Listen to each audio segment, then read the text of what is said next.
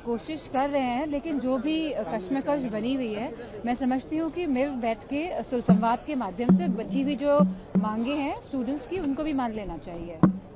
क्योंकि जहाँ तक हम उत्तर प्रदेश में देखेंगे, कितने 20-21 पेपर लीक हो गए हैं, न जाने कितने हजारों प्राइमरी स्कूल्स बंद हो गए हैं। तो आखिरकार ये जो पैसा जो स्कूलों का है, जो फंडिंग है, जा कहाँ रही है? हमने देखा है कि किस तरह से एक्सप्रेसवे बन रहे हैं, किस तरह से भ्रष्टाचार हो रहा है, कैसे 4000 हजारों करोड़ के एक्सप्रेसवेज में पहले ही बारिश नहीं झेल पा रहे हैं, लगातार वहां मरहम पट्टी चल रही है सड़कों पर। तो आफ्टर ऑल ये भ्रष्टाचार क्यों हो रहा है? चाहे वो हमारा इंफ्रास्ट्रक्चर से रिलेटेड भ्रष्टाचार हो, चाहे हमारा ये शिक्षा पूरे विभाग से रिलेटेड भ्रष्टाचार हो, तो लगातार इस सरकार में हमने देखा है कि जहां युवाओं के पास रोजगार, नौकरी और उनका जो हक है, जहां पे फेयर एग्जामिनेशंस हो, वो भी उनको नहीं मिल पा रहा है।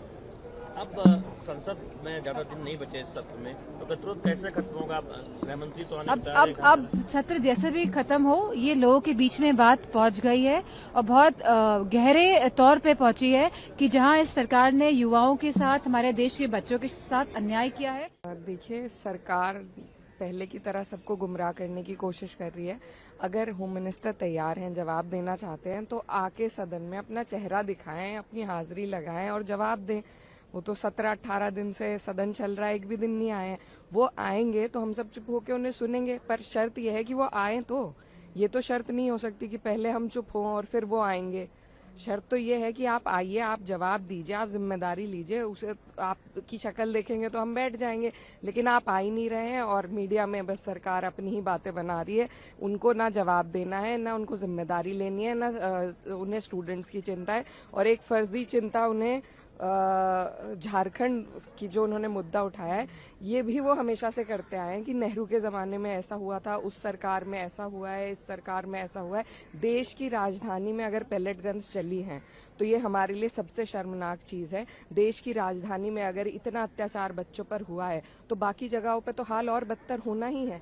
आप देश की राजधानी में बैठे हैं, आपको सबसे पहले यहाँ का जवाब देना है, क्योंकि यहाँ आपकी जिम्मेदारी है। हम झारखंड में नहीं खड़े हैं, हम देश की संसद जो दिल्ली में स्थित है वहाँ खड़े हैं, तो हम यहीं का जवाब मांगेंगे। झारखंड में भी हम सब स्टूडेंट्स के साथ हैं, वहाँ भी सरकार से जवाबदेही लेनी चाहिए। लेकिन ये तो आपका रास्ता साफ नहीं कर सकता ना कि पहले उनसे लो, वहाँ तो बाद में प्रोटेस्ट शुरू हुआ है, यहाँ पहले हो गया। आपने जवाब दे दिया है, आप पहले ये बताइए, आपने जवाब दे दिया, आप सदन में आ गए, जो आप वाटर बाउंड्री पे फिर से लग गए हैं, तो ये बेकार की बातें करने वाले लोग हैं। एक बात ये भी आ रही है कि राम मंदिर पर जो डिस्कशन की बात हो रही है, तो ये कहा जा रहा है कि ये स्टेट इशू है, इस पर एसआईटी ऑलरेडी गठित है। एसआईटी कहाँ से गठित हुई थी?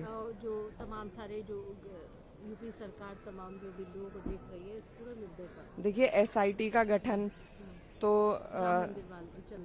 जी, एसआईटी का गठन सेंटर से हुआ था। एसआईटी से पहले भी जो ट्रस्ट बना था उसका गठन सेंटर ने किया है। प्रधानमंत्री जी ने शिलान्यास भी किया, इनॉग्रेशन भी किया, सब कुछ केंद्र सरकार ने क्रेडिट लिया। ऐसा तो नहीं हो सकता कि कोई चीज बन रही है तो आप उसका क्रेडिट लेंगे, कोई चीज जब उसमें खामी है तो आप उससे दूरी बना लेंगे। जनता बेवकूफ थोड़ा ना है भाई, जब आप शुरू से लेकर आखिर तक किसी चीज का क्रेडिट ले रहे हैं, आज उसमें कोई खामियां पाई गई हैं तो आपको उसकी भी जिम्मेदारी लेनी चाहिए। आखिर देश की जो मेजोरिटी है उनकी आस्था का सवाल है, सभी लोग सवाल पूछ रहे हैं, आपको क्या शर्म है? अगर आपने कोई गलत काम नहीं किया, आप आके सफाई दे दीजिए, दोनों ही चीज पे सफाई दे दीजिए, देनी तो पड़ेगी।